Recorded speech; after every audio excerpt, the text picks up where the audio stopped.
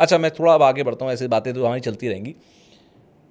आपकी रागनी लोगों को पसंद आ रही है, आप गा रहे हो बिना अश्लीलता के, लोग पसंद कर रहे हैं। आप संबंधों पे गा रहे हो, आप भाई बहन पे गा रहे हो, आपने गीता भी सुनाई, गीता पे आपने गाया, आप माँ पे गा रहे हो, आप देशभक्ति पे गा रहे हो, आप हर एक चीज़ पे गा रहे हो। आपको क्या लगता है कि आपके दिल के करीब वो पहली कौन सी रागनी थी जो से सुनने के बाद आपको लगा कि यार ये रागनी है, ये दिल में उतर गई? तो मैं एक रागनी थी, अगर आप सुना पाओ वो हारमोनियम हाँ, पे। दादा लक्ष्मी चंद जी की एक रागनी थी।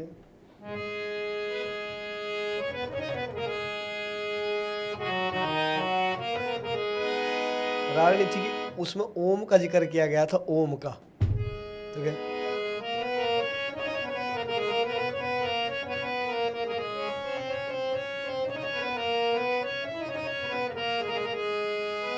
और वेद शास्त्र ढूंढ लिए, पर ओम बराबर ना को न्या।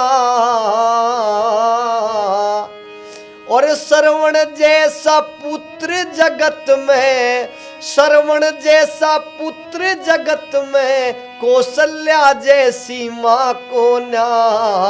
वेद शास्त्र ढूंढ लिए, और क्या बताया, कृष्ण जैसे योगी ना, और रावण सा अभिमान नहीं। कितना घमंड करो चाहे मन में, नारद जितना ज्ञान नहीं। दयानंद सा इस दुनिया में, वेदों का विद्वान नहीं। लाख तिजोरी भरी हो धन की, कर्ण जिसा धनवान नहीं। दुर्योधन सीना नहीं रे, दुर्योधन सीना नहीं, और हरिश्चंद्र सिंहा को ना। वेद शास्त्र ढूंढ लिए। रागनी बड़ी हमारे करीब रही है, बहुत अच्छी रागनी थी। और किस उम्र में सुनी थी पहली, ये वाली पहली बार? ये मैं बता रहा हूँ, मैं तीसरी चौथी क्लास में रहा हूँ। अच्छा। हाँ, तब रागनी सुनी थी मैंने। तो फिर गांव में गाई भी, हाँ क्योंकि सबसे पहले एक वंदना थी, सरस्वती वंदना। जी। उसके बाद ये रागनी मैंने सुनी। मैंने पहले सरस्वती वंदना याद करनी चाहिए, कि माता सरस्वती का गाने वालों पे आशीर्वाद रहता है। तो सबसे पहले सरस्वती वंदना याद करी, फिर ये रागनी याद करी। अच्छा, जितने भी लोग आपको जानते हैं सोशल मीडिया पर, आपको देखते हैं, उन सारे में आपकी एक वीडियो होती है जिसमें आप गा रहे हो और पीछे बहुत सारे लोगों की भीड़ जमा है जो आपका साथ दे रहे हैं। ये सारे लोग कौन हैं? ये घर का माहौल ऐसा ही है क्या? नहीं, ये जो है ना, हमारे सब गांव से ही है सब जी। और जैसे गांव में वो ना, जब रिहर्सल करने जाते थे, अभ्यास करने जाते थे, तो जब ही से मेरे साथ में है ये। तो अब बाहर से इंस्ट्रूमेंट वालों को बुलाएंगे तो वो लेंगे खर्चा, भाई जो जिनके साथ हम प्रोग्राम कर रहे हैं वो तो खर्चा लेंगे अपना। बिल्कुल। ये है हमारे अपने घर वाले कतई। तो ये है कि भाई हमें भी कुछ नहीं हो रहा तो मन की ऐसे करें, तो रागनी की छोटी छोटी क्लिप बना करके, क्योंकि लोगों के पास 8-10 मिनट का टाइम नहीं है, 30 मिनट का तो निकालेंगे। तो रागनी की जो क्रीम है उसे निकाल करके एक बार चला करके देखें। तो हमने सब बुलाए, तो वो करके देखी, तो वो हमारा आइडिया काम कर गया। और उसमें लोगों बागों ने बहुत ज़्यादा प्यार दिया कि हाँ भाई थोड़े टाइम में और अच्छी बात सुनने के लिए मिल रही। उनके चलो भाई ये तो और अच्छी बात है। जो लोग कमेंट करते हैं, क्या किस तरीके का रिएक्शन होता है लोगों का? बहुत अच्छा रिएक्शन होता है। बहुत कहते हैं कि हाँ भाई बहुत अच्छा काम कर रहे हो, बहुत अच्छा काम कर रहे हो, कि आप जो है हमारी जो संस्कृति थी, कि बहुत अच्छे अच्छे कवियों ने, बहुत अच्छे अच्छे उन्होंने भी कमेंट किया है। जब हमने गीता का उपदेश सुनाया था जी। उन्होंने कहा कि ये है हमारा असली जो है संस्कृति, ये है हमारा असली हरियाणा, ये है। सभी ने कमेंट किया था, हमें बड़ा अच्छा लगा कि हाँ, फिर हम प्रोत्साहित हुए कि आपने हरियाणा का जिक्र किया। हरियाणा के अंदर आज जो गाने आ रहे हैं, जो लोकल आर्ट एंड कल्चर को प्रमोट करते हैं, वो एक अलग टेस्ट है। हैवी बीट्स, बहुत तेज़ म्यूज़िक, ठीक है, और उस म्यूज़िक के साथ में एक आवाज़ आती है। शायद वो रागनियों के ही गाने हैं जो वहाँ पर यूज़ किए जा रहे हैं। आपको लगता है कि जो रागनी का पुराना कल्चर था, जो एक पुरानी आवाज़ थी, जो पुराना तरीका था उसको दिखाने का, और आज जो मॉडर्न बीट्स के साथ, म्यूज़िक के साथ उसे परोसा जा रहा है, आपको लगता है कि ये सही तरीका है, या रागनी का असली कल्चर तो खो गया, वो अब हैवी बीट्स म्यूज़िक में, पॉप म्यूज़िक में कन्वर्ट हो गया? आपको लगता है ठीक है? नहीं, ठीक भी नहीं है, क्योंकि जो ये है जो अब कर रहे हैं, ये तो मैं पहले मेरा भी मन हुआ था कि मैं इधर की तरफ जाऊं। तो मैंने भी कुछ ऐसे हैं कि रागनी की जगह जैसे निकल बदमाशी के गाने लिखने लगे, मैंने भी लिखने शुरू किए, तो मैंने लिख दिए। लेकिन जब मैं रागनी लिखने को बैठा तो उसमें बहुत ज़्यादा दिमाग लगाना पड़ा। मैंने कहा अरे थोड़ा जल्दी से बन जाते हैं गाने तो। लेकिन रागनी में जो कवियों ने लिखा है बहुत ज़्यादा सोच समझ के, बहुत ज़्यादा कितनी मेहनत करी होगी तो हमें पता चलता है, क्योंकि हम तो सरल सरल शब्दों में लिख देते हैं, लेकिन जब उनकी पढ़ते हैं ना यार कितनी मेहनत करी होगी इन लोगों ने तो बनाने में रागनी। कितना समय लगा, कितना अनुभव देखा होगा, तो उसके बाद उन्होंने एक को लिखा। बहुत, क्योंकि एक हमारे गुरुजी हैं लड्डन सिंह जी, उन्होंने महाभारत इतनी अच्छी लिखी, इतनी अच्छी महाभारत लिखी। मतलब ऐसे लोग बाग जब हम जाते हैं ना तो वो सब चर्चा करते हैं कि यार उन्होंने लड्डन सिंह जी ने ऐसी महाभारत लिखी है जैसे वो खुद महाभारत के युद्ध में बैठे थे, इतनी अच्छी।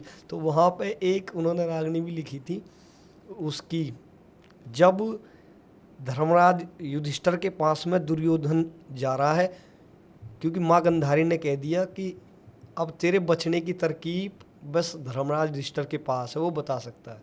तो धर्मराज युधिष्ठिर के पास में गए दुर्योधन। तो जैसे दुर्योधन गए कि यहाँ से लिखना शुरू किया, जो औरों ने बड़ा तके वो अपने आप बड़ा होगा, जो औरों को बड़ा तकेगा अपने आप में वो बड़ा। देखो कहाँ से सोच शुरू करी। अरे जो औरों ने बड़ा तके वो एक दिन आप बड़ा होगा। तो अब दुर्योधन आए, जैसे आता देखा दुर्योधन कुर्सी ते धर्म खड़ा हो गया, जो औरों ने बड़ा तके। और लास्ट कली में तो बहुत बड़ी अच्छी लिखी है सभी के लिए, जहाँ आव भाव सम्मान नहीं वहाँ जाना ठीक नहीं होता, जहाँ जूत लगे और मिले मिठाई खाना ठीक नहीं होता, ज्ञान ध्यान के भजनों में शर्माना ठीक नहीं होता, जहाँ सुनने वाले मूर्ख हो वह गाना ठीक नहीं होता।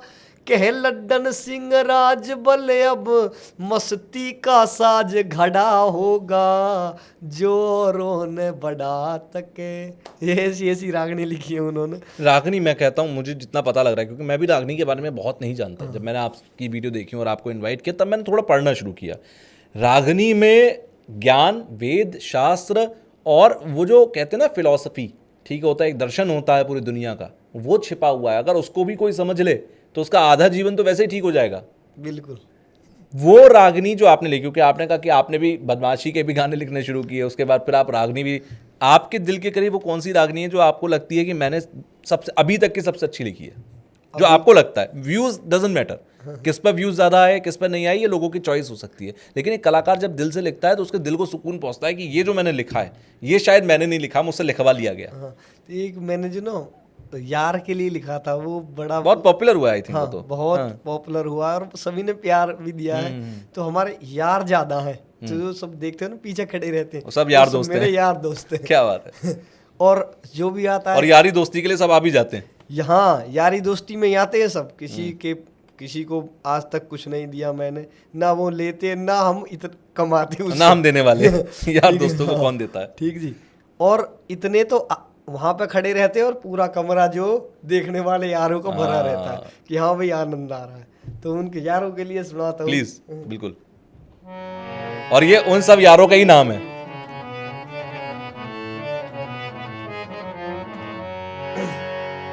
अरे कृष्ण और सुदामा वर्गी जोड़ी लगे हमारी, कृष्ण और सुदामा वर्गी जोड़ी लगे हमारी, अरे तोड़े से ना टूटेगी कदम मेरे यार तैयारी हो।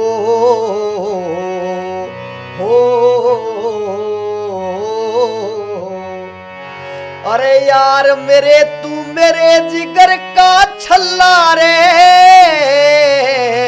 तेरे बिन ना रह पाऊं मैं कल्ला रे, हो मरते दम तक साथ निभाऊं, एक फोन पे खड़ा मैं पाऊं, मरते दम तक साथ निभाऊं, एक फोन पे खड़ा मैं पाऊं, अरे यार नहीं तू जान है मेरी, बात करे मत हारी हो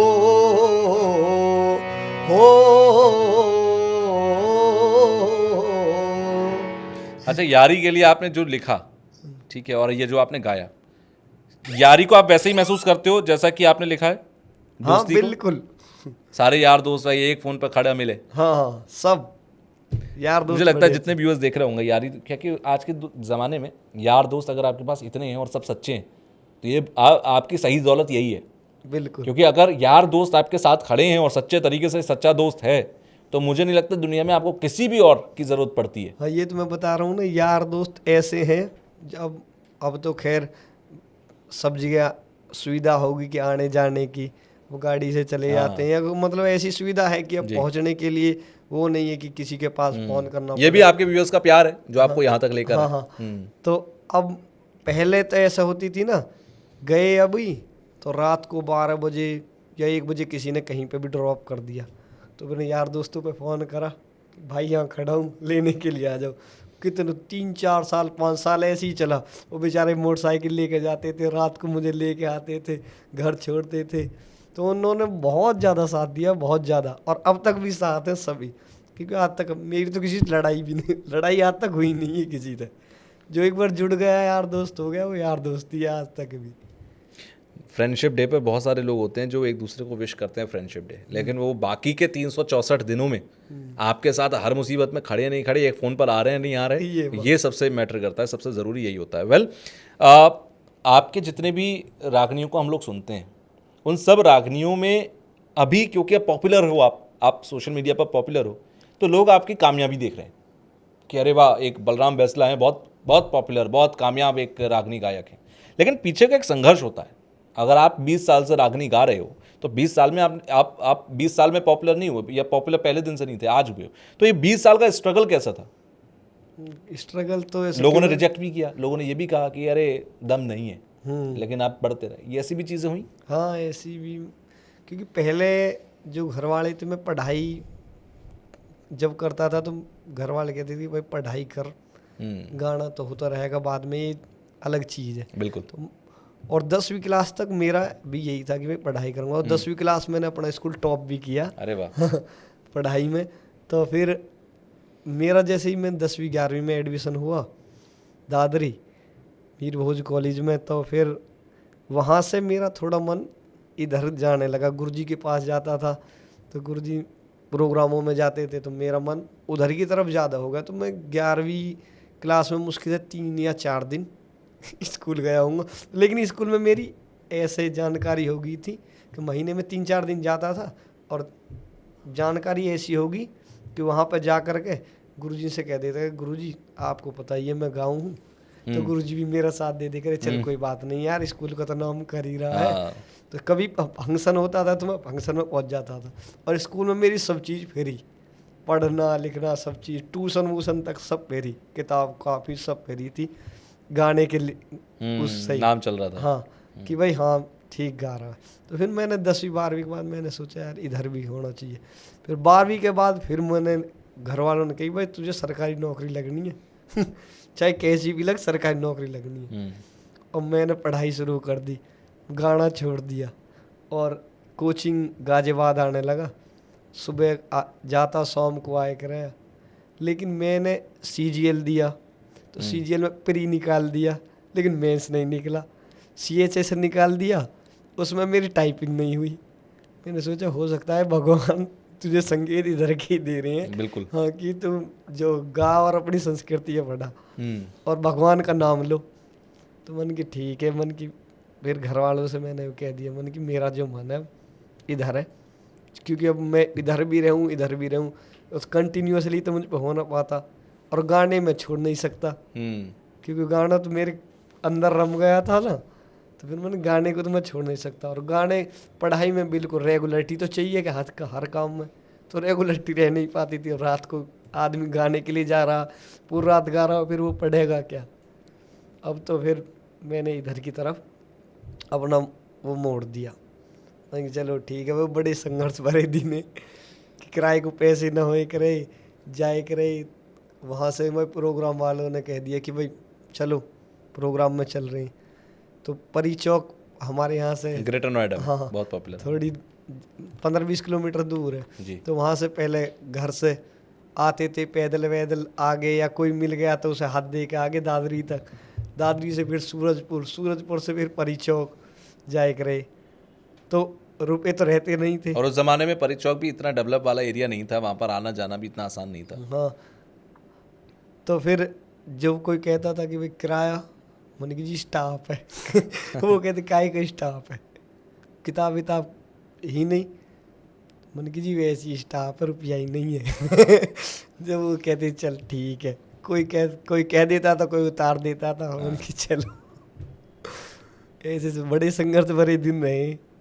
वे ना रे तांगे में जाए करे कभी कभी प्रोग्राम करने, तो वहाँ से देखे करे। लेकिन उस समय फील ना वही करे कि हाँ भाई संघर्ष भरे, लेकिन हमें याद आवे यार अब तो नहीं हो पाती है ऐसे जो जैसे पहले कर दिए मैं यही बेसिकली मेरा सवाल पूछने का जो मतलब था वो यही था।